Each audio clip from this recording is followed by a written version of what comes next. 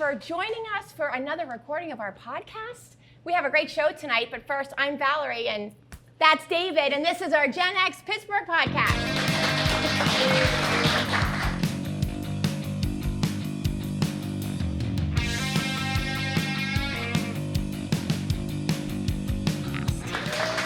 Tonight, our guest is former Allegheny County Executive Rich Fitzgerald. Wow. What a week. I know.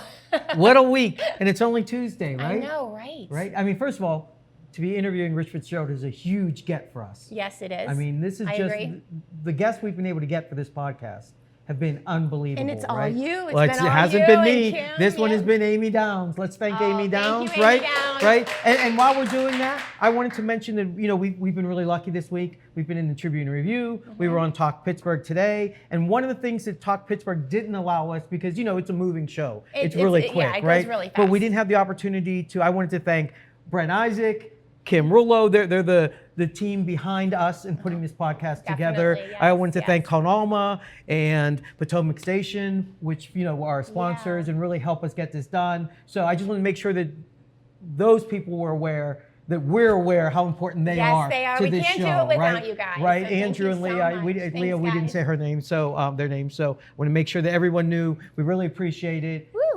Yes. Thank you. Yeah. Thank you, guys. Yeah. But we, like you said, we were on KDKA's Talk Pittsburgh today, and that was a lot of fun. It was. Yeah. So this is my second outfit today, guys. He Big thought deal he for looked me, right? fat on TV this morning, so he went home and changed his clothes. I also crouched a little bit too much, so I'm not going to do that today either. But there's nothing like putting a short, fat guy on a couch to really make him look great on TV, right? No, but we're going to have a great show. We are. You It's know going to that be a fabulous show. Rich and I, we have something in common. What's that? Can I get a we are? Thanks. Woo! We have some Pitt fans in the audience. I had to do that today. All right, we're going to take a quick sponsor break, and we'll be right back with Rich Fitzgerald. When I need a coffee that actually shows up and a suite that understands commitment, I head out to Potomac Station Coffee. Everything's made in-house, always fresh, and yes, that cinnamon roll, you're eating the whole thing. And the ever-changing latte menu is legendary. Check out Potomac Station Coffee House next to the tracks in Dormont.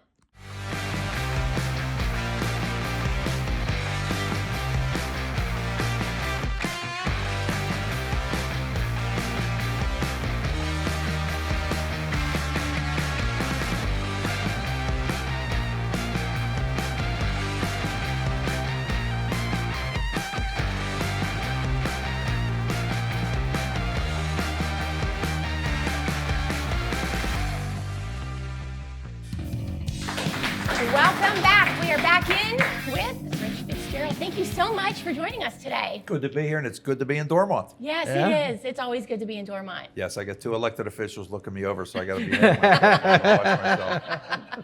Hope I don't get a parking ticket. Yeah, right. We all hope that, right? Yeah. Well, Rich, you went to Central Catholic and CMU. Yes. You were on County Council, Yep. and you were the Allegheny County Executive. Is there a more Pittsburgh story than that? I mean, really, how did this happen? Well, it probably gets even better about I grew up here. I grew up in Bloomfield, Garfield area of Pittsburgh. And when I graduated from college, like an awful lot of Pittsburghers, I couldn't find a job. Even with an engineering degree at CMU in 1981, things weren't very good. So I had to move away. But like a lot of Pittsburghers, a couple of years away, I couldn't wait to come back. And I did come back and been here ever since. Yeah. What are some of your most memorable memories from growing up here in the 60s, 70s, 80s? Take us back a little bit. What were some of the things that you really cherished from your childhood? Well, I probably took a lot of things for granted. That, you know, Pittsburgh was a good city to grow up in, and, you know, people were working. My father had a job, and, you know, we lived a fairly good lifestyle. I was a big baseball fan. My grandfather was an usher at Forbes Field. Oh, wow. And used to take us, you know, me and my cousin over to the games, and then obviously then Three River Stadium. And so growing up in the 70s, boy, that was the golden era for Pittsburgh sports. The Pirates were in the World Series a couple times. The Steelers were winning Super Bowls, and it was kind of a magical time. And I guess I didn't realize the economic displacement that was starting to happen in the late 70s, early 80s until I went to go for a job, Right. and then realized during that time not only did I have to move away to get a job, but so many of my friends and colleagues and family members Yeah. had to do the same thing as we literally went through. You have to call it an economic depression, Yeah. even though maybe people don't consider it that way. But our unemployment rate hit almost 20% Right. as the mills were closing, one after the other, and people were losing their jobs. And it was a difficult time for Pittsburgh. Sure. So talk to me then about what was the impetus, was that the impetus for you to start your own business? Talk to us about that, because I know Valerie was really interested. I had to start my own business because I couldn't get a job in Pittsburgh. Yeah. I tried to get jobs in Yeah. Pittsburgh, and nobody would hire me. And when I learned when I was away working for industrial water treatment company, I learned the business, so to speak. So when I came back, I decided to start my own business. And it was at a time in which I didn't have any kids. I didn't have any real responsibilities at that time. I was in my early to mid 20s. So I figured I would give this a shot. And luckily for me, it worked. Yeah. And I also wanted to come back because my wife was still in school. She was at Pitt. So for all you Pitt fans out there, we did marry a Pitt girl. We settled down, and she's from Greenfield. I'm from Pitt. We didn't want to leave Pittsburgh. We wanted Pittsburgh to be our home. So we started our family here and did that. And I never really thought about government or politics. It was really about making my business work, or, raising a family. And then it was really as I got into my 30s that having kids in the Pittsburgh public schools and paying a mortgage and all the things that were happening that, I decided to enter the realm of government and politics. And you were first on city council, is that correct? No, I ran for city council and lost. And then the very next year, the county commissioners were going to change the form of government. Right. Old timers might remember, we didn't have a county executive and county council. We had 3 county commissioners, the way most counties in Pennsylvania have. And there was a home rule charter drafting committee, and to try and sell this in 1998, I became one of those volunteers to go around and say we should change our form of government because we're losing people, we're losing population, things aren't going well. And it passed. And then in 1999, I decided to run for one of those seats in Squirrel Hill, where my home was, in that district. And I served on the beginning of county council. So for 24 years, I served 12 years on council and then 12 years as executive. So for the first 24 years of that government, I was part of it. Right. But while you're doing all this, you're also raising 8 children. And 6 of them are girls, so I think that adds a little bit more to the equation. But how did you do it with 8 children? Well, first of all, the 12 years of county council, it was a part-time job. It was not a full-time job, so I was still able to do. But from what I understand, you worked a lot. You would do so much in a day, something like, you know what I mean? Like, I was doing some research on you, and you'd start at 6 in the morning, you come home at 9. That's not a part-time job. Yeah. Well, you did so many things in your days. I might have been a little more than others did, but I enjoyed the job. My wife is also a very organized, hardworking person. She was working full-time at the time. She's a pharmacist at Children's Hospital, and so between the 2 of us, we also we were lucky that our families were here and were able to help support us. So her sisters and between her sisters and my brothers and the grandparents of those kids were very helpful. So we had a lot of family support that allowed that to happen. And being a lifelong Pittsburgher, again, lots of cousins, lots of family members, and a lot of support that came our way. And my wife and I guess you could say we're both type A personalities that we do a lot of things. Yeah. But I also so we talked about how you are so Pittsburgh. Mm-hmm.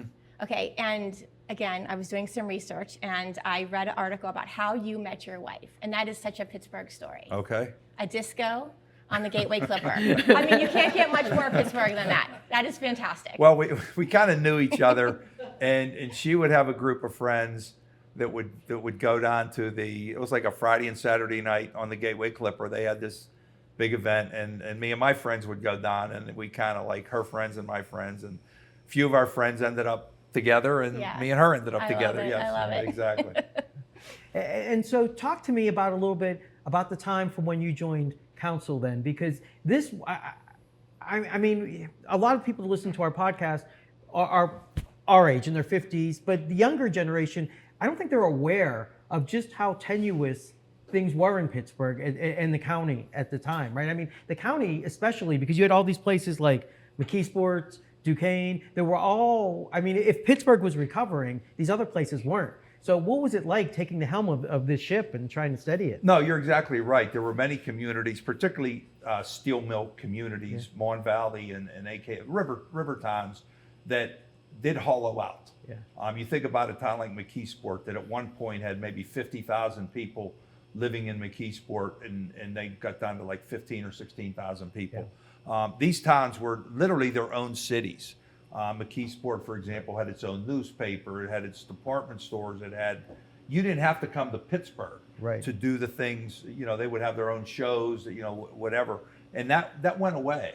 Yeah. And one of the things that I think that Pittsburgh we were very fortunate that we had a lot of, I'll call it old money philanthropy that kept some of the cultural amenities, our opera, our symphony, our museums, our cultural amenities together. But it was a very difficult time, and it really, our eds and meds in many ways, the universities, Pitt and CMU and UPMC and AHN, they kind of propped up a lot of the things that we started to do. But it was, I think the form of government changing was almost a form of desperation for people. Like, well, this old system's not working, let's try something new.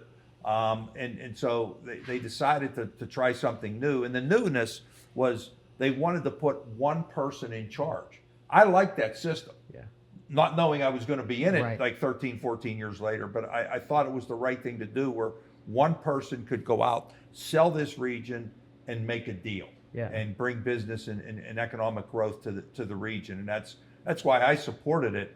I also liked the fact that a county council that represented all corners of the county, from up in Pine Township or West Deer or down into Upper St. Clair, had representation, because the way the old system worked, the 3 county commissioners pretty much were all from Pittsburgh. Right. So I think people from the far-flung parts of the county didn't feel like they really had representation, that they could go to somebody to say, fix up this road, fix up our parks, whatever it might be. And so was that difficult? Because one of the things that people might not be aware of is that part of your job as county executive is to actually sell the county, to go out and get businesses to move in, to get manufacturing or educational systems or whatever else you want to talk about to move into the county. And while everybody's doing that, the mayor's doing it right, they're worried about one particular area.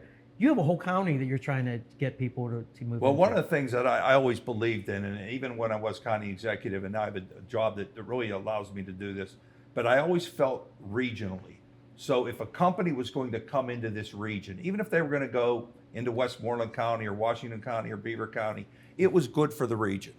Because when we hollowed out, when we lost the steel mills, we lost steel mills in Latrobe, and in Aliquippa, and in Beaver Falls, and in Butler, and all these other places went through the same deindustrialization that we did. So whether you lived across the line, you weren't immune to the economic issues that were happening to our region. So the fact is, if we're gonna grow, we're gonna grow together. And one of the biggest things that I was, as county executive, was instrumental in working on was the cracker plant out in Beaver County.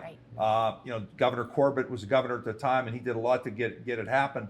But I wanted to support that, and I tried to get my colleagues on the Democratic side at the time and to support the legislation that would allow that to move forward. And again, it wasn't in Allegheny County, but it was a multi-billion-dollar investment that foreign investment was going to come in and put a lot of people to work. And I thought it was something that we needed to have happen. Yeah. Somebody's talking about your passion for the county airport, and just how important that was.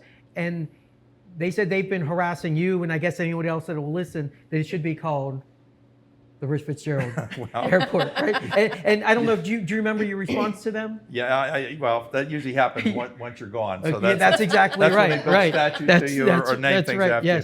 But yeah, well, that was one of the first things that when I came into office or was running for office, that people were literally screaming about, because and I'm going to move back a little bit. We had an old airport called Greater Pitt that served us, fairly well, but as we were growing, it needed work and it needed fixed up. And the county commissioner at the time, Tom Forster, was working on something that if we got a hub or if we got a headquartered airport here, we could grow jobs. So he made a deal with US Air at the time, US Airways, and they brought, I don't know, 10,000, 15,000 jobs. And at the time, in the late 80s, early 90s, that was a godsend to this region. So we had this beautiful airport that we built, but for the Pittsburgher, it wasn't really for us. It was further away. Yeah. You had to get on a train to get to your gate. You had to go on a walking sidewalk. It just wasn't convenient for the local Pittsburgher. But we found like, well, that's okay because we got all these jobs and all this corporate headquarters. Well, that all went away in like 2003, 2004 after it was open for about 10 years. When 9/11 happened, US Air went bankrupt. They got out of the lease. So now we've got this airport that we got to pay for the next 30 years, maybe 20 years at this point. But we don't have the revenues to help pay for it. So it became the thing I needed to work on, not just because the airport was maybe going into receivership, but because we couldn't get anywhere. So the business community, if they were going to thrive and they couldn't get to Silicon Valley, where our tech industry was starting to grow, it was going to hurt us economically. I mean, you think about, you go back a century when railroads came through towns. The towns that flourished were the ones that were connected through the rail system, and then later on the internet, the interstate highway system. So transportation and connections are so critical and so important. So I had to spend a lot of time working on the airport. Do you look at issues differently than other politicians because you're an engineer? I look at any situation as if it's not working, what can we do to make it work? Solving problems or building solutions is something, whether it's fixing up the airport or whether it's fixing up the park system or fixing up the budget or whatever it might be, you got to put a plan together. And I was very, very fortunate in that I had some really, really top flight people who came to work and a county manager by the name of Willie McCain, chief of staff by the name of Jennifer Liptak, and a communication director, Amy Downs, sitting over there. And they were so good and so smart that they would come up with these strategies. And my job was then to sell it. My job was to go out and talk about what we're going to do. But they fixed the finances, they fixed the parks, we fixed the airport, we did all these things. But it was about solving a problem. It wasn't about right wing, left wing, liberal, conservative. It was about how do we get the money to fix up these roads? How do we get this company to move here? Why would they move here?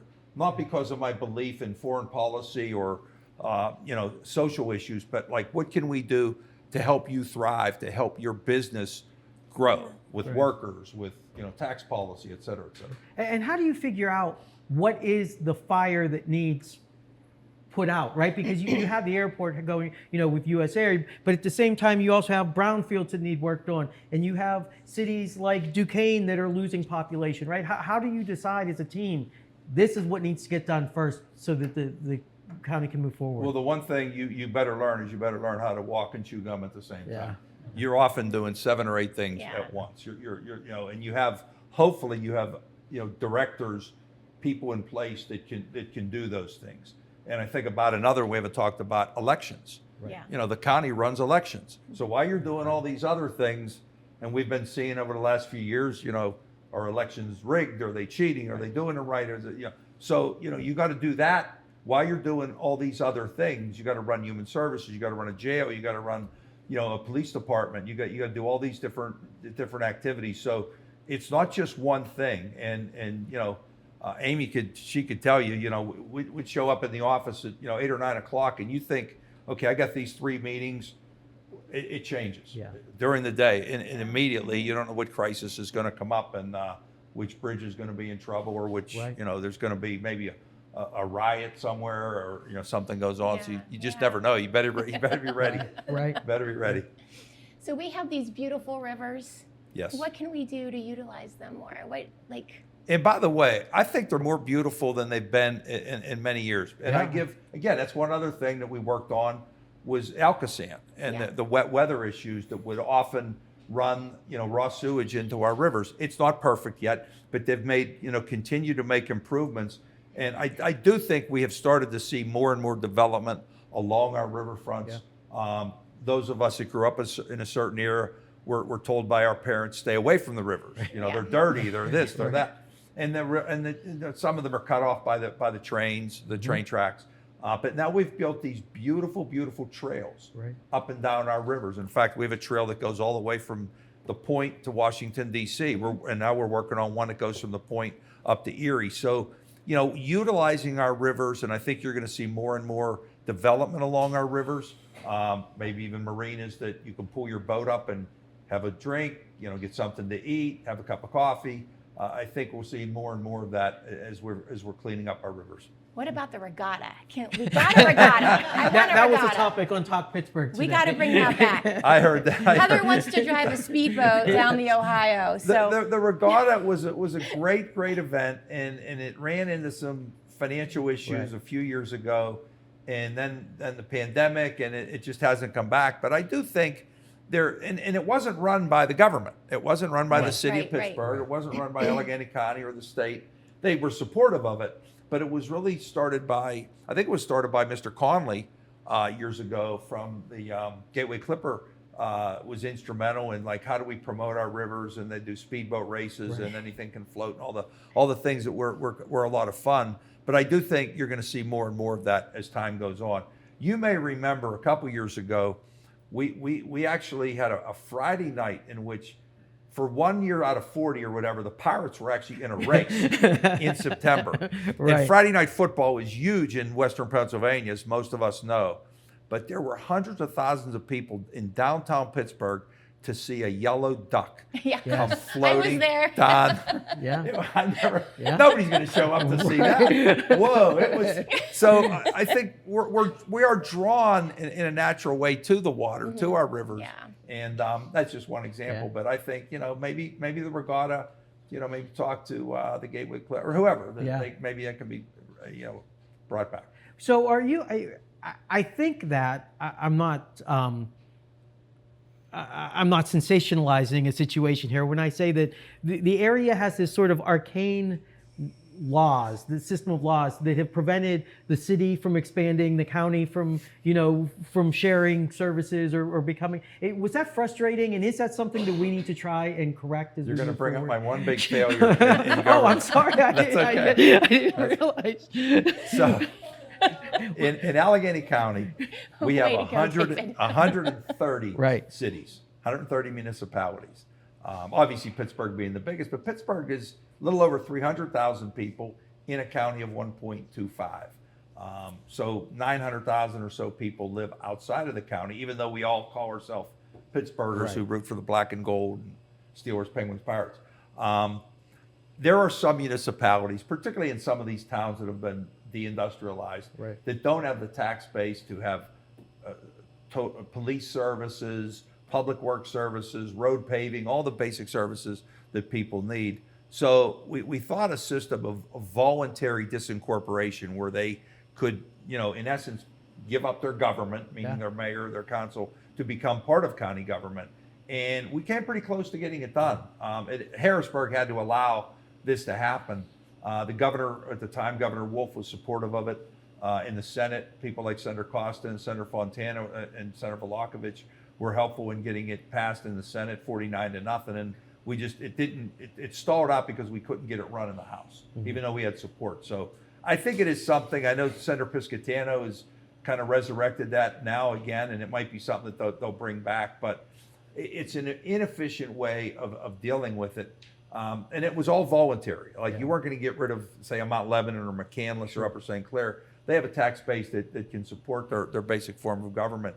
And I'm not going to name the names, but we all know where that some of these towns really have a difficult time supporting basic services, and it's not fair to me. It's not fair to their residents. Right. Yeah. Well, in 2021, population had grown 2.2%. That's a pretty proud moment. That was one of my proudest moments, if not my But that and the airport, probably those two things, because we had been declining in population every decade since the 1950s. Sometimes we went down 8%, sometimes 3%, sometimes 2%. But during that period of time the teens, we actually grew for the first time, and we grew with young people. Yeah. That was a big thing. Our 25 to 34-year-old work cohort grew by double the national average. So we have become a much younger population, younger, probably more educated with technology around robotics and AI and life sciences and energy and those type of things. So it is a different Pittsburgh than what I grew up in. And we also became more diverse. Our Hispanic population, our Asian American population also grew over 80% in both instances. So Pittsburgh, at all has changed, and that is a proud moment. I think we backslid a little bit during COVID, but I think now it's starting again to continue in a positive direction. And also in the job that I do now, I am also seeing our rural communities, Butler, Washington, Westmoreland, Beaver, starting to grow with young people again. Their net migration has improved, so they're doing well. And now that you're seeing some of these things with data centers and some of the things that are happening in places like Beaver County with the cracker plant, Homer City now with the big plant that they got growing, there's some opportunities that didn't really occur outside of kind of our innovation district here in Pittsburgh. I know that one of the knocks against the county was always the age, right? You talked about the slowing population, but it was also the age. Oh, Allegheny County's the oldest one other than whatever in Florida, right? But I know that over the last few years, that's really changed. And the county and the city are very vibrant. I know that I've interviewed people, I've written stories about young people moving to the city who aren't even aware that we were a steel center, right? That's got to speak to the leadership of not just you, but Bill Peduto and sort of that second or third generation of leaders that were really focused on a vision to bring Pittsburgh, because we were beyond the steel mills at that point, right? So now it's what happens next. And it seems like that generation, you, Bill, some of the people that were on the county for the city and the county were so focused and so good about making this happen. I mean, you have to take credit for that, but what does that mean to you that's happened? Well, we almost by force. Yeah. There were politicians who ran maybe 20, 30 years ago who we're going to bring back the steel mills. We're going to bring back the steel mills. And it was really a false, it wasn't going to happen.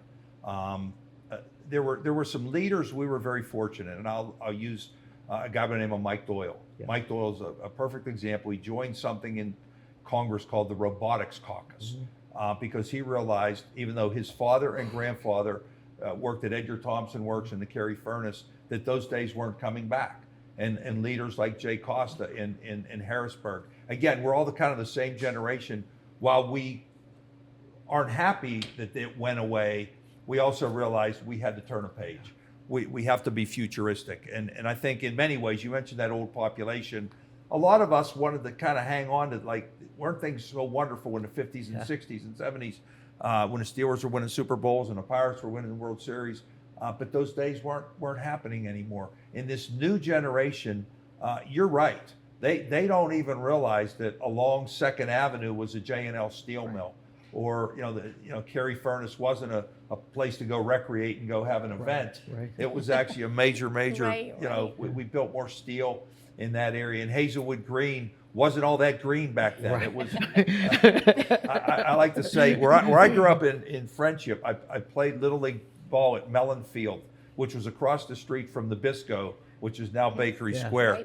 Right. I think I was the only little leaguer that played in a little league that smelled good when I was a kid, because they were baking Chips Ahoy cookies when we were up. Right. Everybody else smelled sulfur and rotten egg smell throughout this region, because that's just what we were in Pittsburgh. So that changed. There is a generation of people that may not have an appreciation for what we have, but we're moving on. Right. That's so funny you say that, because I went to Point Park, and you'd wake up in the morning and you could go to Market Square, and Jenny Lee's Bakery was there. Yep. And that smelled wonderful, right? But I lived on the north side. I was living in an apartment on the north side. So you'd walk past Woolies in the middle of the summer, which didn't smell so swell. Yeah. And then you'd get across the 16th Street Bridge and the Heinz plant, and everything smelled like vinegar. So even after the sulfur, Pittsburgh was still fighting some of the smells that were making the city great, right? Yeah. But what about growing up here made you want to stay here and raise your family here? You know, I always thought it was just a wonderful, wonderful place. And, you know, having a lot of family here, having a lot of support, grandparents, cousins, uncles, aunts, it was the place to be.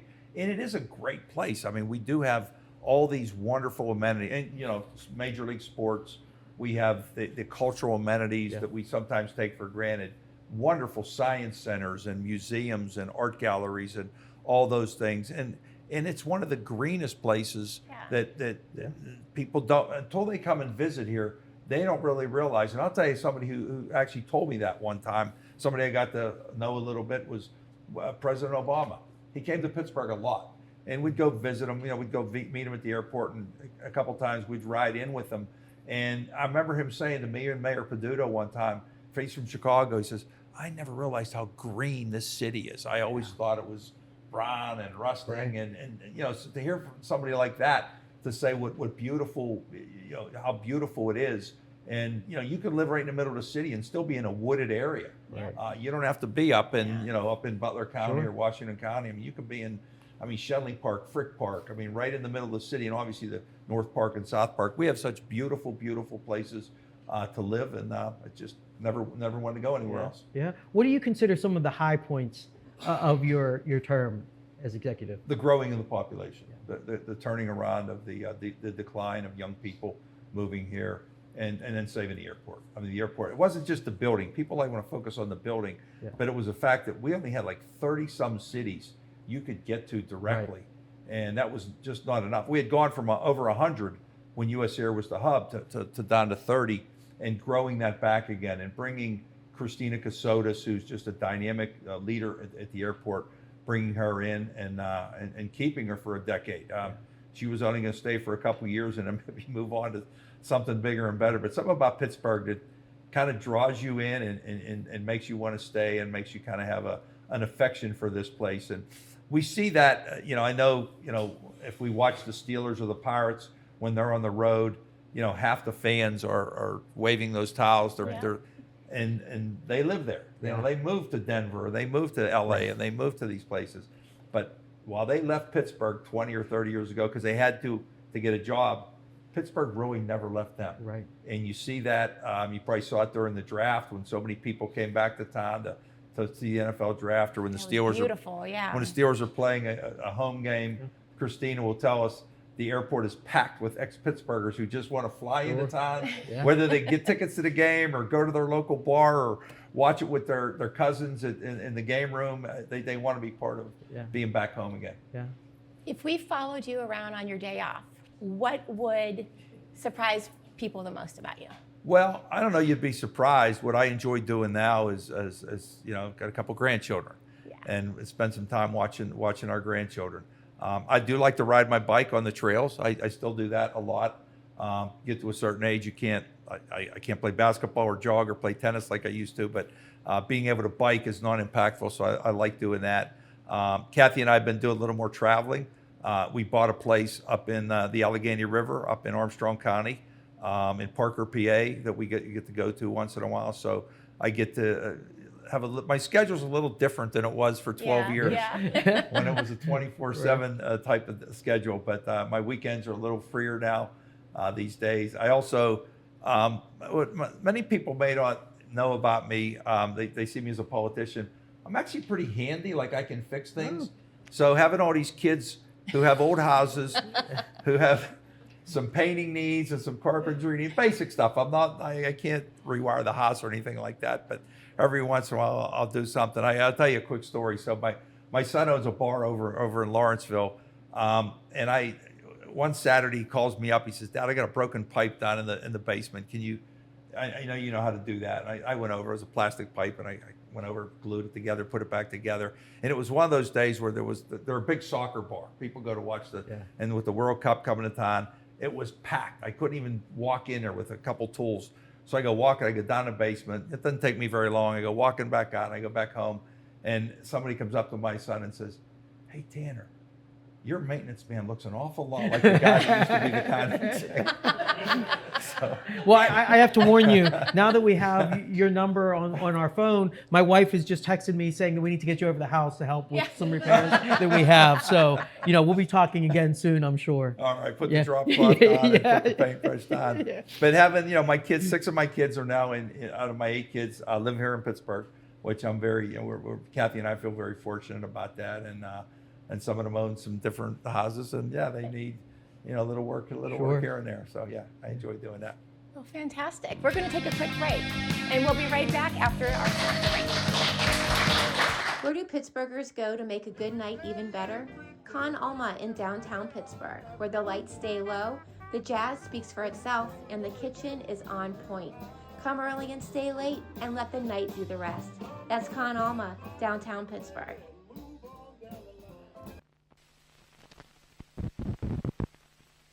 It rises from the mist. It's back. Your favorite independent publication dedicated to fantastic films. Drive-In Asylum. Brand new issue number 27. Piranha. Werewolves. Gremlins. It must be Joe Dante, the one and only. James L. Conway, who once unleashed the Boogans. And also the queen of Fulci's Living Dead trilogy, Catriona McCall.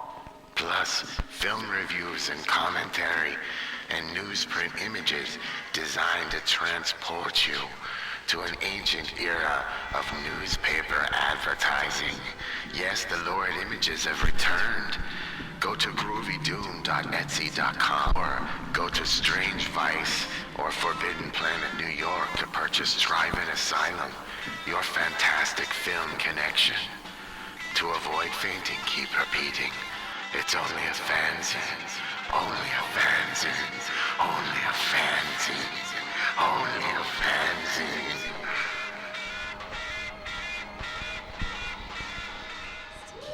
Welcome back to the Gen X Pittsburgh podcast. We have Pittsburgh Magazine's 2022 Pittsburgher of the Year, Rich Fitzgerald. That was quite an honor. I bet. Well, you served 12 years, 3 terms as the Allegheny County Executive. You're termed out. Yep. You can't do it anymore. And then I'm the only person in Allegheny County who's ineligible for running. That's right. That's right. And then instead of taking time to spend all your time with your grandkids or your wife or to fly around the country and do whatever else you might do, you decide, nah, I think I'm going to take a bite out of the whole Southwestern Pennsylvania, right? Can you tell me, because I don't know, what does the Southwestern Pennsylvania Commission do? What's your day look like? What are your goals? Well, as I mentioned to you earlier, I was always very regional, and maybe it was from the business I had and the job I had that I would travel throughout, Southwestern Pennsylvania. And again, when the Cracker Plant had an opportunity and some other opportunities, whether it was in Cranberry or whether it was in South Point in Washington County, I was always supportive of it. So as I was leaving office, there was an opening for something called the Southwestern Pennsylvania Commission, which is the 10-county federally designated transportation, infrastructure, and economic development organization. It's made up of all the 10, Greene County, Washington County, Fayette County, Indiana County, et cetera, around us. And when that opening came about, I applied for it. I went for that job, and I wasn't ready to retire. It might surprise you, but I can't just sit still. I like to be doing things. I like to be, working on things that can be improving the community. And the county commissioners, luckily decided to hire me. And the ironic thing is, most people thought of me like, oh, he's a Democrat, he's a Democrat, he's a Democrat. 9 of those 10 counties are run by Republicans, and they're the ones that had to hire me. Yeah. So I was very fortunate, and I was always bipartisan when it came to economic development and infrastructure and things along those lines. So I guess what I can say right now, if you want to yell at me when you see an orange barrel that you get behind or orange cones that tie you up with the construction project, our commission has voted on that. We'll be voting on our 4-year plan, and it's all the county commissioners that will be doing that. When the Parkway closes in July, on the other side of the Squirrel Hill Tunnel, that'll be something that we've been involved with. So being able to work with the rural counties and help them in some ways using some of the experiences that I've learned in my career in government and in business. I wanted to be able to continue to do that. I will say, again, for 12 years, and Amy can tell you she didn't get to sleep too much either, because we were early in the morning until late at night on the phone, emailing, just there were always things going on. I absolutely loved the job. I absolutely loved it. I wouldn't trade those 12 years for anything. But it feels good to get home at 4 o'clock right now, or 5 o'clock in the afternoon, and see my grandchildren, go out to dinner with my wife, and do a little more traveling than I got to do before. So it's not a part-time job, but it feels like it's compared to the job I had before. Well, I'm fascinated. You said you interviewed for the job. What's it look like for Rich Fitzgerald? I have to imagine it looks different than my job interview, where I walk in and they go, "We don't know who you are," right? Everyone has to know who you are. Well, they did it. They did it. Now there were probably some prominent people that maybe applied for a job. There are going to be people in this region that are going to, for better or worse, he's got these kind of qualities that are going to be good, or maybe these qualities we don't think would be good, whatever it might be. So I was fortunate, and I do enjoy doing it. I also, with me now is Jennifer Liptak, who was my longtime chief of staff, who really set everything up within our government. As she was leaving, I will tell this story. So I didn't want to take her away right away, even though we had an opening for the chief operating officer at the SPC, because I know the next county executive, Sarah, was coming in, and the transition isn't always easy, especially when she hadn't served in county government. So Jennifer was very instrumental for a few months to help that transition. But then we finally interviewed her. There was a whole bunch of people within my office that interviewed her, and they picked Jennifer. And I called her into the office and I said, "Jennifer, congratulations, you got the job." And I thought she was just going to jump up and die. Wonderful. She said, "Hold on a minute." "What do you mean, hold on a minute? Did I rub you the wrong way for 12 weeks?" And her only question was, "How often do you call your staff at home at night and on the weekends?" Because for 12 years, I'm sure she lived that life. If something was happening, if there was a riot somewhere, or a flood somewhere, she had to deploy people. And I said, "Jennifer, here's what you get to do. At 4 o'clock or 5 o'clock, you go home to your family, you go home to your husband, you go home to your kids." And she said, "I'll take the job." Because I don't think people realize, first of all, being an elected official, you have all kind of, but I served 12 years in a legislative body and 12 years in an executive body. There's no comparison with your time and your responsibilities. When you are the executive, whether you're the mayor, the county executive, or the governor, you're on for 24/7. When you're a legislator, you kind of get to pick and choose which issue, if you care about public safety, or you care about education, or care about roads and bridges, things like that. Well, thank you for everything you've done for us. This is I'm just so excited that we were able to talk to you. And really to give us a picture of what the county executive does on a daily basis has been really interesting for us. But you don't get to leave that easy. Wow. We have some fun with you, okay? We have one more segment here we do. It's called Rapid Fire Rewind. Rapid Fire Rewind. So we're just going to ask you some questions. Pretend that we're interviewing you to become the new commissioner of the Southwestern Pennsylvania Commission, right? And these are your questions. Very interesting. Okay, Iron City or Rolling Rock? Probably Rolling Rock. Okay. Favorite band? John Cougar Mellencamp. Oh. Okay. Three Rivers or Heinz Field? Heinz Field. Favorite movie? All the President's Men. Turner's or Schneider's? They're both great. Okay. If you put them in front of me and blind test, I don't know if I could get it. Did you watch Saturday morning cartoons? Yes, absolutely. What was your favorite? I like Johnny Quest. Oh yeah. I liked all the Mel Blanc stuff. Okay. The Looney Tunes. They were all Woody Woodpecker. I got some old, I don't know, but they were all pretty good. The Jetsons. Yeah. Love the Jetsons. Yeah. Okay, Donzi's and Chauncey's or Metropole and Rosebud? Say Metropole. Okay. Oh, okay. What about your first concert? Oh boy. probably Bob Dylan. Oh, wow. Southside Beehive or Oakland Beehive? Oakland. Really? Yeah. Okay.